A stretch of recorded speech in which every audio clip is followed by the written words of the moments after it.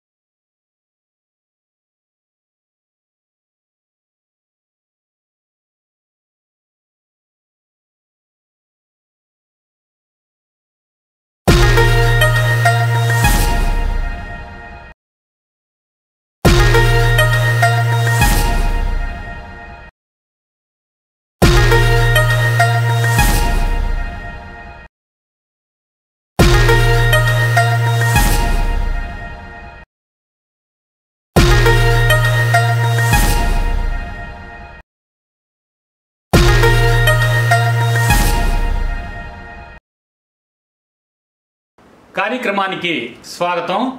నేను మీ లక్ష్మణరావు. ఏమంటే ఆంధ్రప్రదేశ్ రాష్ట్ర దేవాదాయ శాఖలో డిప్యూటీ కమిషనర్ల ప్రమోషన్లు ఇవ్వడం కోసం అని చెప్పి రగడ కొనసాగుతూనే ఉంది. ఇది కార్యక్రమంలో దానికి సంబంధించిన వివరాలు మనం మాట్లాడుకునేటటువంటి రెండవ కార్యక్రమం. Direct recruitees versus temple employees. చివరికి ప్రమోషన్లు ఎలా మారిపోయి అంటే, ఒక పక్క దేవాలయాల నుంచి వచ్చినటువంటి సిబ్బంది, మరొక పక్కన మఫ్సిల్ సిబ్బంది, మరొక పక్కన డైరెక్ట్ రిక్రూటీస్ కూడా ఒకళ్ళనొకరు తలపడి అవసరమైతే ఎంతవరకైనా సరే వెళ్ళి మేము ఎందువల్ల మాకు ప్రమోషన్లు రావో మేము తేల్చుకుంటాం అని కొంతమంది, మీకు ప్రమోషన్లు ఎలా వస్తాయో చూస్తాం మేము అని కొంతమంది, దేవాదాయ శాఖ కమిషనరేట్లో ఛాలెంజ్లు విసురుకునేటటువంటి పరిస్థితి ఉన్నట్టుగా కనిపిస్తోంది. గతంలో కొన్నిసార్లు ఈ ప్రిన్సిపల్ సెక్రటరీ, కమిషనరు దీని మీద ఈ వివాదం సద్దు మణిగేలా కొన్ని వీడియో కాన్ఫరెన్స్లు కూడా అరేంజ్ చేసి ఎవరెవరైతే మొత్తం రాష్ట్ర వ్యాప్తంగా అసిస్టెంట్ కమిషనర్లు ఉన్నారో వీళ్ళందరినీ హెడ్ ఆఫీస్కి పిలిచి ఎట్టి పరిస్థితుల్లోనూ కూడా వివాదం రాకుండా, విభేదాలు లేకుండా మనందరం కలిసికట్టుగా ఉంటూ ఒక్కసారి ఈ ప్రమోషన్లు ఇవ్వడం కోసమనేటటువంటి ఒక మెట్టు మనం ఎక్కగలిగితే రాష్ట్రంలో అనేక మందికి ప్రమోషన్లు వస్తాయి అంటూ అనేక మందిని కూర్చోబెట్టి చాలా రకాలుగా కోర్టు కేసులు విత్డ్రా చేసుకోమని కొంతమందిని, మీ మీద ఏదైనా ఛార్జెస్ ఉంటే కనుక మేము డ్రాప్ చేస్తాం అని కొంతమందికి హామీ ఇవ్వడం ద్వారా అనేక రకాలుగా వీళ్ళు ప్రయత్నం చేస్తున్నట్టుగానే మనకి సమాచారం వస్తుంది. కానీ ఇది ఏది ఒక కొలిక్కి వచ్చినట్టుగా అయితే ఏమీ కనపడటం లేదు. వివాదం మరింత ముదిరి చివరికి దేవాదాయ మంత్రి కొట్టు సత్యనారాయణ తలబట్టుకుని అసలు ఇంత వివాదాస్పదమైనటువంటి విషయాన్ని నా జీవితంలో నేను చూడలేదు, మీరు ప్రమోషన్లో ఇచ్చుకుంటారో ఏం చేసుకుంటారో మాకు అర్థం కావట్లేదు, కానీ అసలు ఈ విషయంలో నేను ఇంకోసారి తలదూరిస్తే ఒట్టని వ్యాఖ్యానించినట్టుగా కూడా మనకి తెలుస్తోంది.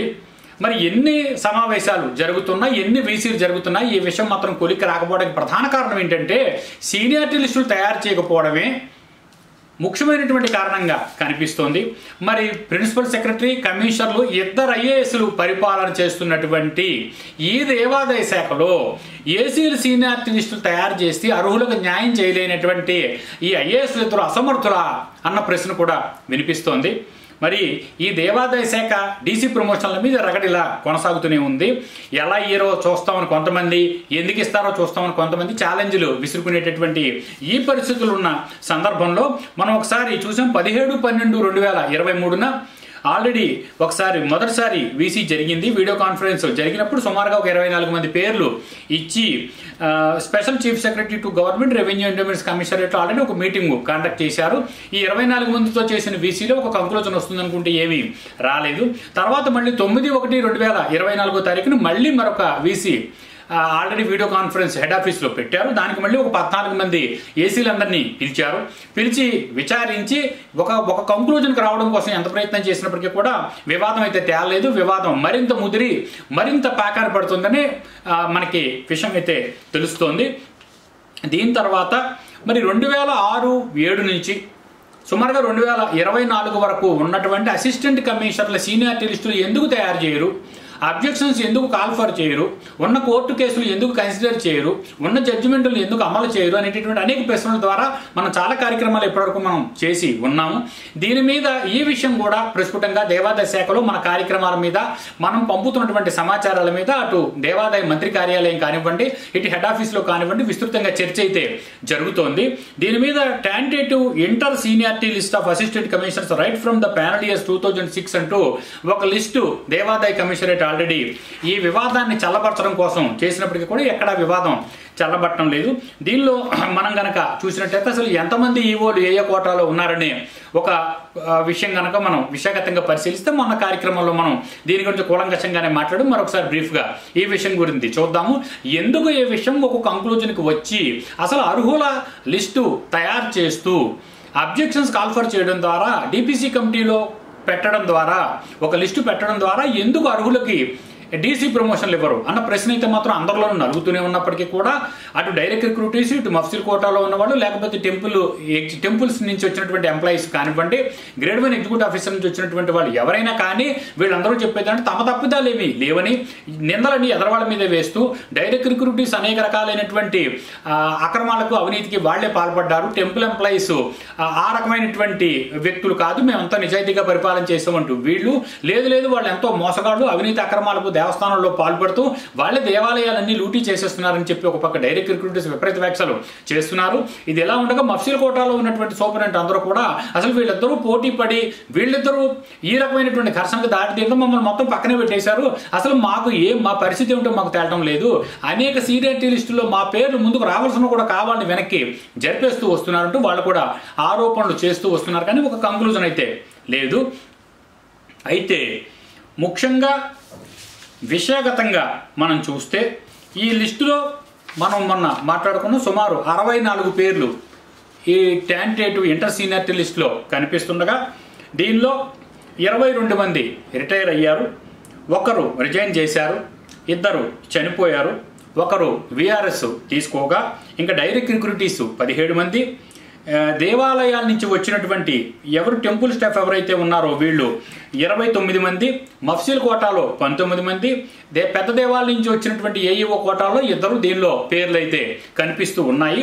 మరి ఇన్ని పేర్లు కనిపిస్తున్నటువంటి ఈ సందర్భంలో ఇన్ని కోటాల్లో ఇంతమంది వచ్చినప్పుడు దీనిలో మళ్ళీ ఎస్సీ కోటాలో ఎంతమంది ఉన్నారు, ఎస్టీ కోటాలో ఎంతమంది ఉన్నారు, ఉమెన్స్ రిజర్వేషన్లో ఎంతమంది ఉన్నారు అనేటటువంటి వివరాలు కూడా దీనిలో కొన్ని జత చేయవలసిండగా జత చేయకపోవడం అనేది ఒక ముఖ్యాంశంగా కనిపిస్తుండగా మరింత వివాదాస్పదమైన అంశం మన పరిశీలనలో బయటకు వచ్చింది ఏంటంటే ఇప్పుడు ఈ డైరెక్ట్ రిక్రూటీసు టెంపుల్ స్టాఫ్ కూడా ఒకరి మీద ఒకరు ఛాలెంజ్లు విసురుకున్నటువంటి ఈ సందర్భంలో ఎవరు అవినీతి అంతుందో బయటికి తీస్తే ఎవరు అర్హులో కాదో తెలుస్తాయనేటువంటి ఆరోపణలు కూడా బయటకు వస్తున్నాయి.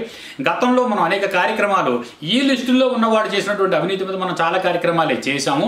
దేవాలయ సంపదని దోచుకోవడానికి ప్రయత్నం చేయడం, అవినీతికి పాల్పడడం, అక్రమాలకు పాల్పడుతూ ఉండడం, వాళ్ళ మీద ఛార్జెస్ నమోదవుతూ ఉండడం, వాళ్ళు సస్పెండ్ అవుతూ ఉండడం, ఎంక్వైరీ ఆఫీసర్లను వేస్తూ ఉండడం, వాళ్ళు ఎంక్వైరీ చేయకుండా ఉండడం, తిరిగి కోర్టుకెళ్ళో లేకపోతే 6 నెలలు అయిపోయింది కాబట్టి మాకు మళ్ళీ పోస్టింగ్ అమ్మని వీళ్ళు మళ్ళీ రీపోస్టింగ్ ఇచ్చేసి తమ మీద ఎటువంటి విచారణలు లేకుండా ఎస్టాబ్లిష్మెంట్ సెక్షన్ని లేకపోతే విజిలెన్స్ సెక్షన్ని మేనేజ్ చేసుకుంటూ వస్తూ ఉండడం వల్లనే అటు ఎస్టాబ్లిష్మెంట్ లేకపోతే విజిలెన్స్ సెక్షన్ సూపరింటెండెంట్లకి కొన్ని కోట్ల రూపాయల ఆస్తులు సమకూరాయన ఆరోపణలు కూడా మరి వినిపిస్తున్నాయి. అయితే కూలంకషంగా ఇందులో పరిశీలించవలసిన అంశం ఏంటంటే ఈ ఛాలెంజ్లు విసురుకుంటున్న వ్యక్తులందరూ బయటికి తీసుకొచ్చిన ముఖ్యమైనటువంటి విషయం ఏంటంటే అసలు ఏ వ్యక్తులు అవినీతి చేసినట్టుగా ఎవరెవరి మీద ఎన్ని ఛార్జెస్ నమోదయ్యాయి, ఎన్ని ఛార్జెస్ ఎవరి మీద డ్రాప్ చేయించేసుకున్నారు, ఇందులో ఆ డ్రాప్ చేసింది ఎవరు, అంతేకాకుండా అసలు వాళ్ళ మీద ఉన్న ఆరోపణలు ఏంటి, ఇవి సివిల్ ఛార్జెసా లేకపోతే క్రిమినల్ ఛార్జెసా, అసలు ఈ విషయాలన్నీ సీనియారిటీ లిస్టులు తయారు చేస్తూ రిమార్క్స్లో కానివ్వండి లేకపోతే మొత్తం కూలంకషంగా వాళ్ళ చరిత్ర మొత్తం సర్వీస్ మొత్తం బయట పెట్టినందువల్ల మాత్రమే మొత్తం అసిస్టెంట్ కమిషనర్లకు సంబంధించినటువంటి చరిత్ర మొత్తం బయటపడుతూ ఎవరు అవినీతి పరులు ఎవరు నిజాయితీ పరులు మొత్తం తెలుస్తుందంటూ కూడా అనేక మంది ఒకళ్ళనొకళ్ళు దోషణలకు దిగుతూ ఘర్షణలు కూడా దిగుతున్నటువంటి సందర్భాలు మనకి కనిపిస్తున్నాయి. అందు గురించి దేవాదాయ కమిషనరేట్ మాత్రం ఒక స్థిరమైన నిర్ణయం అయితే తీసుకుని ఎందుకని సీనియారిటీ లిస్టులు తయారు చేస్తూ ఇప్పుడు మనం ఎన్ని విషయాలు అయితే మాట్లాడుకున్నామో ఏదైతే ఇప్పుడు దీనిలో చూస్తే కనుక టెంటేటివ్ సీనియారిటీ లిస్టు తయారు చేస్తూ దీనిలో date of promotion regularisation the federal category ఒక డేట్ ఒకటి ఇచ్చారు. As per approved existing panel year ఒకటి ఇచ్చారు.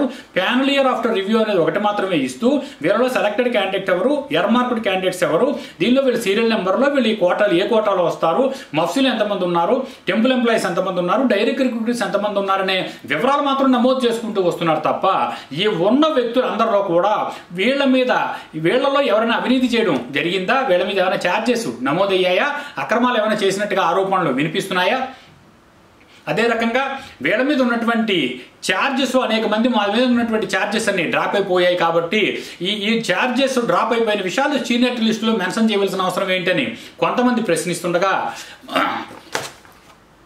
సర్వీసులో అక్రమంగా ప్రమోషన్లు పొందారు, 888 జీవో వైలేషన్ చేసి కొంతమంది ప్రమోషన్లు పొందారు. అదే రకంగా దొడ్డిదారులు సర్వీస్ రిజిస్టర్లు ట్యాంపరింగ్ చేసుకుని కొంతమంది వచ్చారు, కొంతమంది అయితే సర్వీస్ రిజిస్టర్లు దొంగ సర్వీస్ రిజిస్టర్లు తయారు చేసుకుని కొంతమంది వచ్చారంటూ కూడా ఆరోపణలు అనేకం. పీటీ కమిషనర్ల ప్రమోషన్ల విషయంలో మాత్రం చాలా ఆరోపణలే వినిపిస్తున్నాయి. ఈ సందర్భంలో అందరు సర్వీస్ రిజిస్టర్లు తరోగా చెక్ చేసినప్పుడు అసలు నిజమైనటువంటి ఎంట్రీస్ దానిలో ఉన్నాయా లేదా అనే విషయాన్ని కూడా దేవాదాయ కమిషనరేట్ పరిశీలించుండగా ఆ విషయం మాత్రం చేయటం లేదు.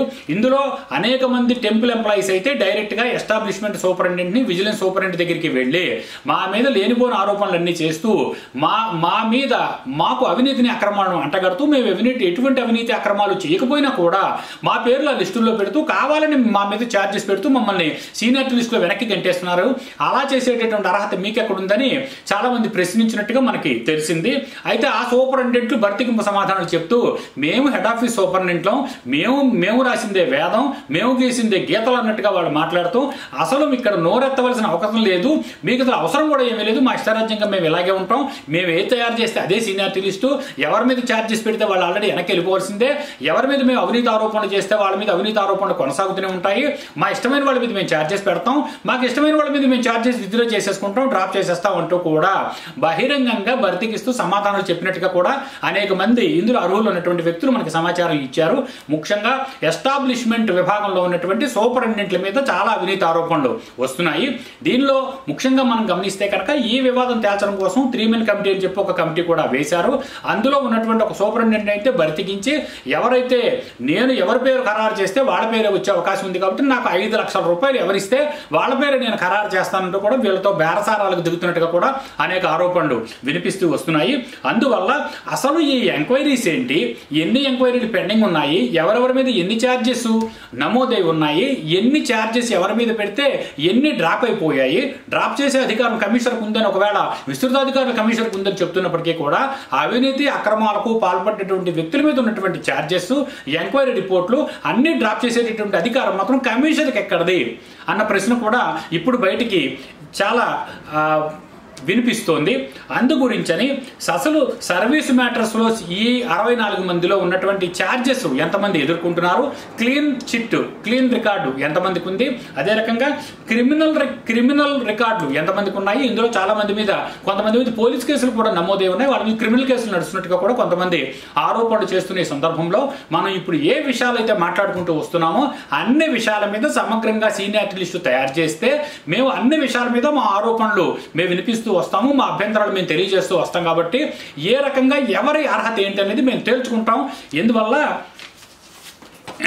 ఈ రకంగా ఎవరికి డిప్యూటీ కమిషనర్ల ప్రమోషన్ ఎందుకు వస్తాయో మేము చూస్తామంటూ కొంతమంది, మాకు ఎలా రాకుండా ఉంటాయో చూస్తామంటూ కొంతమంది కూడా ఛాలెంజ్లు చేసుకుంటున్నటువంటి సందర్భంలో ఈ విషయాన్ని మొత్తం పరిశీలిస్తూ పూర్తి స్థాయిలో సీనియారిటీ లిస్టులు తయారు చేసి ఎక్కడ వివాదాస్పదం కాకుండా పూర్తిగా అందరి అబ్జెక్షన్స్ కాల్ఫర్ చేసి అందరి అభ్యంతరాలు పరిశీలించి ఈ డిపిసి కమిటీ ముందు లిస్టు ఉంచడం ద్వారా మాత్రమే ఈ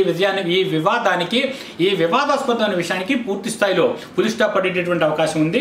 అందువల్ల ఈ విధంగా కాకుండా ఇంక ఏ స్థాయిలో ఎలా చేద్దామన్నప్పటికీ కూడా ఒక కంక్లూజన్కి దేవాదాయ శాఖ రాలేకపోవడానికి కారణం ఎప్పుడైతే టెంపుల్ అప్గ్రేడేషన్ మీద హైకోర్టు జడ్జిమెంట్ ఇచ్చాక అనేక దేవాలయాలు అప్గ్రేడేషన్ చేస్తూ ఆల్రెడీ ప్రభుత్వం కూడా ఒక జీవో వెలువరిస్తూ వచ్చాక దీని మీద గవర్నమెంట్ ఒక జీవో కూడా ఆల్రెడీ విడుదల చేసింది. జీవో 3430 ఆల్రెడీ ఇచ్చారు.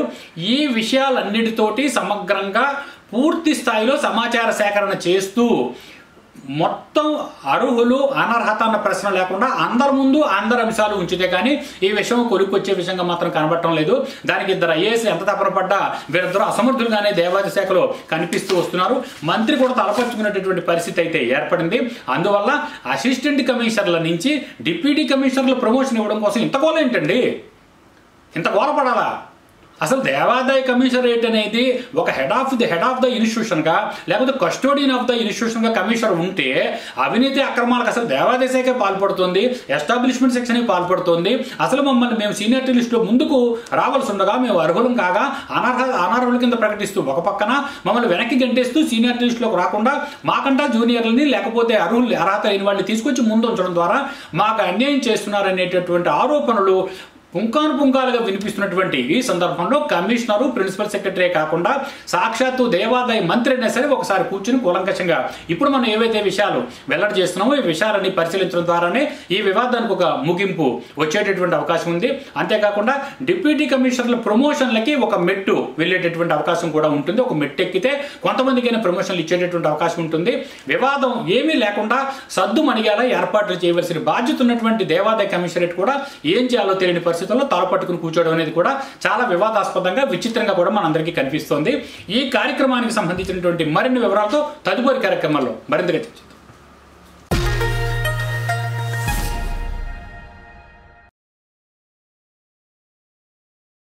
Subscribe now and press the bell icon.